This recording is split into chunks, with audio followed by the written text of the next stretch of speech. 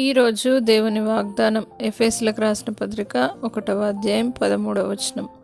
మీరును సత్యవాక్యమును అనగా మీ రక్షణ సువార్తను విని క్రీస్తునందు విశ్వాసముంచి వాగ్దానము చేయబడిన ఆత్మచేత ముద్రింపబడితిరి.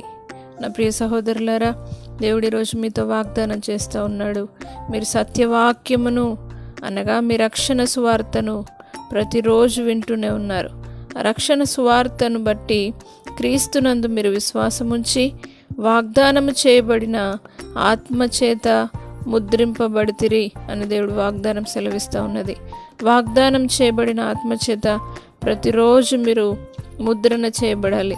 నా ప్రియ సహోదరులారా, దేవుని వాక్యాన్ని ప్రతిరోజు ధ్యానిస్తూ మీ రక్షణను కాపాడుకుంటూ అనేకులకు సువార్త ప్రకటిస్తూ విశ్వాసముంచి ప్రతిరోజు దేవుని సన్నిధిలో విశ్వాసముతో ముందుకు సాగండి. మీ జీవితంలో జరగబోయే విషయాలను, జరుగుతున్న విషయాల విషయంలో విశ్వాసమును విడవకుండా పట్టుదలతో విశ్వాసముతో ముందుకు సాగండి.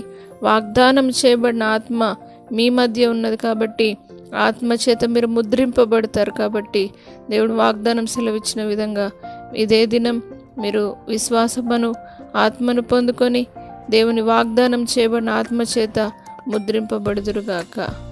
ప్రార్థన.